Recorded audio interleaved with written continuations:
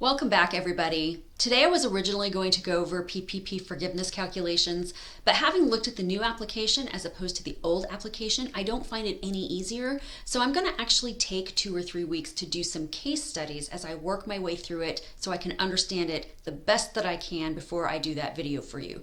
So thank you to those of you who have offered up your data, anonymously of course, for me to work on some case studies and really understand it. In the meantime, people are just now starting to use up their PPP funds, so we have time before we have to apply for forgiveness. So let's just take a minute and make sure we get this right.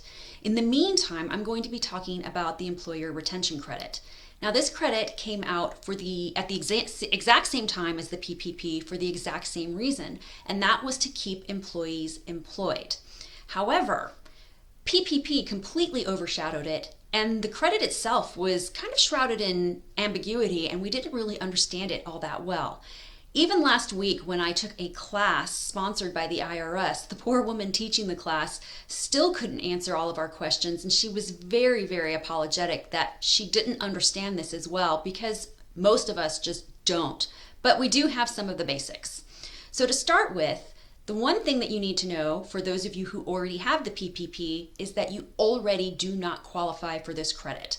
So this video is really for people who did not receive the PPP but find that their businesses have been significantly impacted. Now, in order to qualify for this credit, one of two things has had to have happened. And the first thing is that your business operations were fully or partially suspended as a result of governmental order, or you find that your gross receipts as compared to the previous year have decreased by more than 50%. So what you would do is you would compare quarter 2 of 2019 to quarter 2 of 2020 and see if your gross receipts have been reduced by more than 50%. And then you continue to make that comparison for each quarter until you reach 80% of gross receipts from the previous year, and then you no longer qualify for that credit. Now, this credit is only available also for payroll paid from March 13th of 2020 through December 31st of 2020. So that's something you're going to have to be mindful of and work with your payroll companies on, because some of you may have payrolls that span the 12th and the 13th. And what you need to know is that any wages paid for the 12th don't qualify. Any wages paid on January 1st of 2021 do not qualify. So it's something you're going to have to be careful about.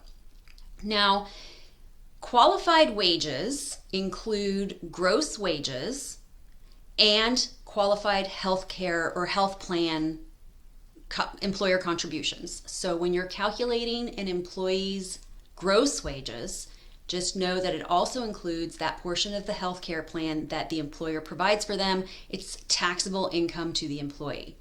Now, the amount of the credit itself is per employee, and it is 50% of qualified wages up to $10,000 per employee. So simply put, you could qualify for up to $5,000 per employee during that period of covered time. Now, this is actually available for all businesses. This isn't specific to small businesses, big businesses, small businesses. However, it is based on your average full-time employees for 2019. So if you're a business whose average full-time employees were less than 100 for 2019, you get to apply this credit to all wages, whether it's paid leave or employees actively working. If you're an employer who has an average of more than 100 employees for 2019, then this credit only applies to those employees who are on paid leave or furloughed as a result of COVID-19. So it is a little bit different. It's for all businesses, but size does feed into this in terms of the number of employees that you have. Now, this is a fully reimbursable credit, which means the government is essentially paying you back for up to $5,000 of each employee's payroll, gross wages. How you collect it, though, is going to be a little bit different.